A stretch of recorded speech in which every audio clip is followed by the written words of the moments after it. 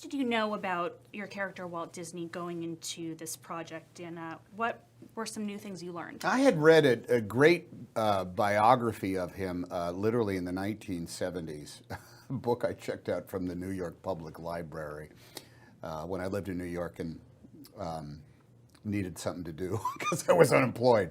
So I had a pretty good knowledge of the history of him in the early days and the struggles that he had financing the earlier part of his career, which is actually really quite fascinating, and oddly enough figured in Saving Mr. Banks in the particular moment where he is throwing up his hands and saying, I know how Pamela Travers feels. They once wanted to take the mouse away from me. I remember that story.